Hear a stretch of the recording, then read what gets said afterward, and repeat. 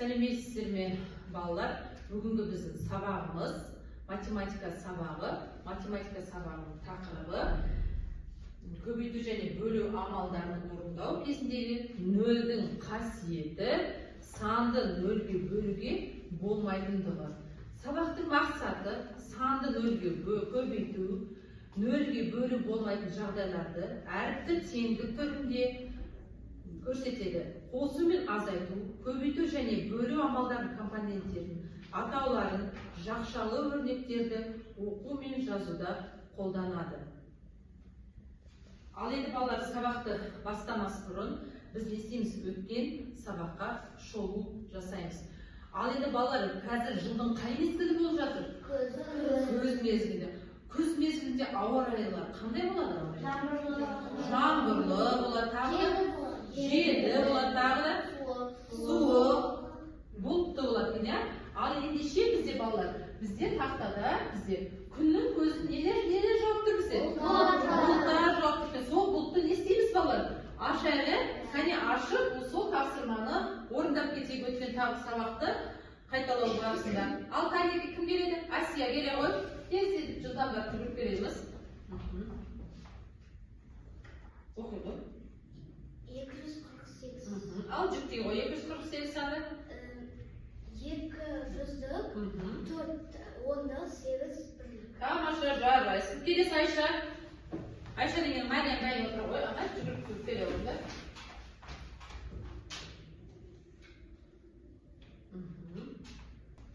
3-10-ді 6-10-ды 0 бірлік. Өте тамаша бар, яғни өте жарайсың. Асайдан отыр. 214. 214 дейді. 200-ді 10-ды 4 бірлік. Кел Асай.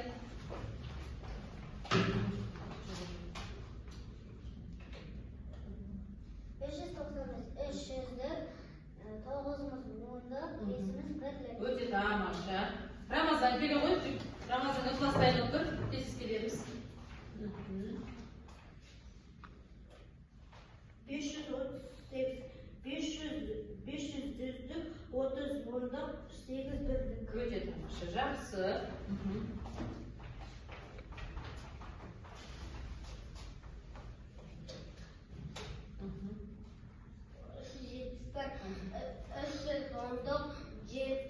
7-10-ды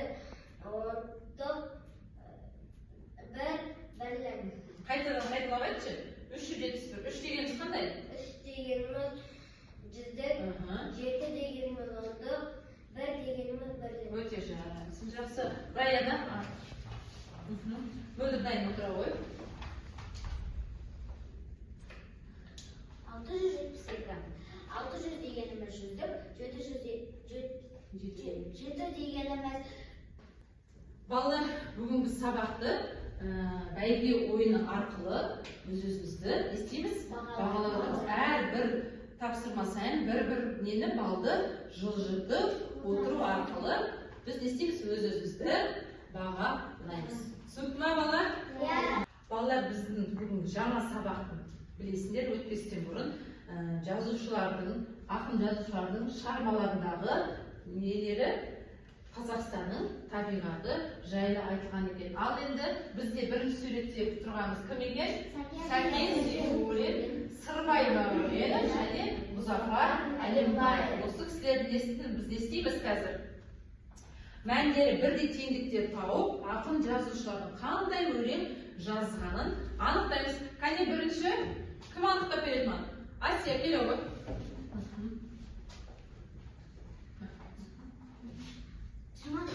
Бөлеміз 4 деген 6. Кім екен? Қандай жазушы? Сәкен Сейфуллин. 6 дейді. Ал 6 бөлеміз 4 деген 6. Ол қандай өлең жазған екен табиғат туралы? Көкшетау. Көкшетауға бара ғой. Келе ғой.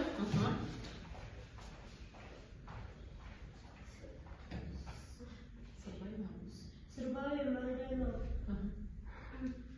25-ті 5-ке бөлсек 5, 5-ті 5-ті 1-ге бөлсек 5.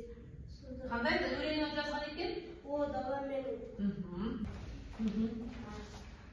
Muzaffer mı? Kalkrak şarada sızıp kim ekan? Muzaffer Alimbayev. Aha. To'g'izda birga bitti. To'g'iz. Өлеңдері бар. Отан, Көкшетау, о дала менің деген. Осы бір шумақтар кім маған жатқа айтып бере алады? Ал райын айта ғой. Отан. Отан сенің анаңдай, қорғап жүрер әрқашан. Отан сенің балаңдай, бағып қағар баршадан. Жақсы, жарайсың. Тағы кім біледі? Айша, қандай тақпағын білесің келе ғой? Көкшетау. Көкшетау. Көкшетау көркі елімнің сұлу қыздай көрінген, көгілдір тау мөлдір күн, жыр болып мәңгі ерілген. Өте тамаша. Ал енді о дала мен кім біледі екен тақпағын? Асылайды мен. Келе ғой. О далам менен кең байтақ, көңілге ыстық нұрлыша, сенен қуат аламын, сенен бастар жырым ақ. Өте тамаша. Жақсы, жарайсыңдар. Ал енді балалар, мен сендерге түсіндіріп өтейін. 0-ді 5-ге көбейткенде, 0-ді 5-ге көбейткенде, 0-ды қанша рет қосамыз бұл жерде? 5 рет қосады екенбіз. Жарайсыңдар. Қанша рет қостық? 5 рет. Демек 0-ды 5-ге көбейткенде қанша шығады? 0 шығады екен. 0-ды 5-ге көбейткенде 0 шығады екен. 0-ды демек балар, есіңізге сақтайық. 0-ды кез келген санға көбейткенде не шығады? 0-дің өзі шығады екен. Тағы да бір мысал кетейін. 0-ды 3-ге көбейткенде 0-ді неше рет қосамыз? 3 рет қосамыз. 0-ді 3 рет қоссақ қанша шығады? 0. Ал маған осы ережені кім айтып береді? Айша айта ғой. Кез келген санды 0-ге көбейтсек, 0-дің өзі шығады. Мысалы, 0-ге 8-ді қоссақ, 0-ді 8 рет қосамыз. Шыққан санымыз 0. Өте тамаша. Ал енді балалар бізде 0-ды санға бөлгенде не шығады? 0. Ал енді балалар, санды 0-ге бөлуге бола ма? Болмайды екен. Есіңізге сақтап алатынбыз. Мына ережені естеріңе сақтап алыңдар. Көбейткіштердің бірі 0-ге тең болса, көбейту мәні неге болады? 0-ге тең болады. 0-ды кез келген санға бөлсек, не шығады? 0-дің өзі шығады. Кез келген санды 0-ге көбейткенде 0 шығады. Ал санды 0-ге бөлуге болмайды. Есіңізге сақтап алайық. Енді бұл балалар түсінікті болса, қазір жұптық тапсырманы орындау үшін біз не істейміз? Не істейміз балалар? Жұптасамыз. Қане жұптасамыз? Асия, Айшамен жұптаса ғой, Рамазан Ықласпен жұптаса ғой. Ал енді әр жұптан бір-бір адам келіп, мына біз балалар, бізде қазір не істейміз? Тоқтап. Ал енді жұптаса отырып, мына берілген тапсырмаларды орындандырып алар. Балалар жұптық тапсырманы орындап болдық па? Ал енді орындап болса, әркім өз орнына барып отыра ойындар. Енді балалар, сергіту сәтін жасаймыз. Сергіту сәтінде не істейміз? Сергіту сәтінде бәйге ойынын ойнаймыз. Тоқтат. Балалар, жұптық тапсырманы орындап болдық па? Орындап болсақ, әркім өз орнына барып отыра ойындар. Сен отырасың? Балалар, жұптық тапсырманы орындап болдық па? Онда орнымызға барып жайғаса алыңдар болғандарымыз. Ал енді балалар, шаршадық па? Шаршасақ, сергіту сәтін ойнаймыз. Сергіту сәтінде балалар, сенде бәйге ойыны бар. Бәйге ойында не істейміз? Әр адам бір-бірден келіп шығып, мына көбейту кестесін айтып, жылжытып отырып, маған бірінші болып кім орындап бітеді, сол ұтысқа жеңімпаз болады. Ал кәнекей, кім келеді бәйге ойына? Айша менен кім келе ғой? Раяна келе ғой.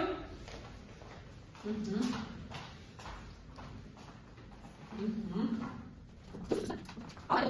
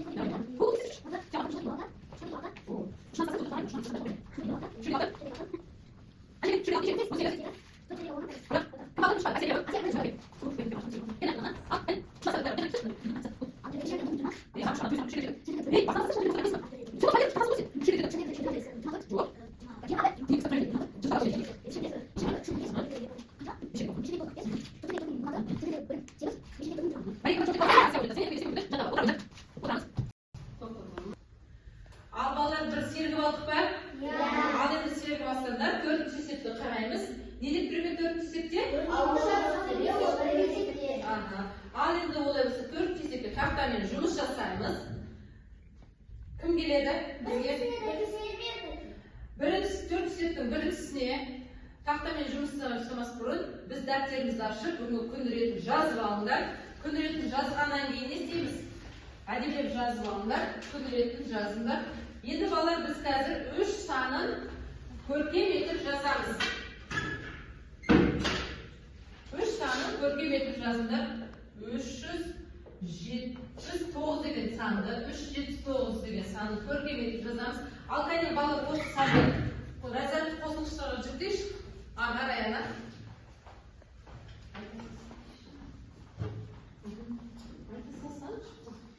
300 deganimiz 30'du, 7 deganimiz 10'du, 9 deganimiz 1'di. Böyle tamaşa. Әдемілеп жазып алыңдар. Жазып болғанымыз тез 4. septке келеміз. 4. septің бірінші бағаны 10'duk, 8 deganimiz 1'di. өте тамаша жарайсыңдар. Ал енді номер 4. septті қараймыз. Не істейміз 4. septте?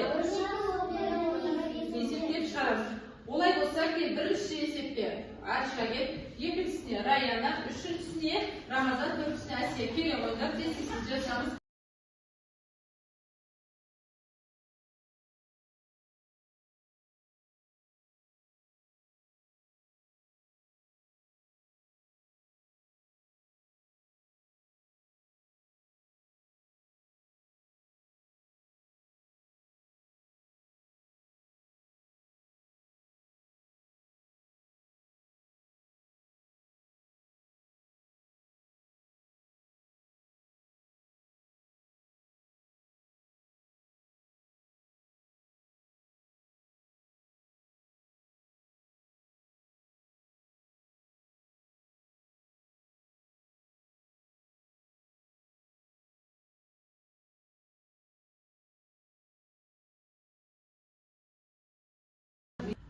Al балалар, енді үйге тапсырманы жазып ала қойыңдар. Номер 6 есеп. 6 есеп.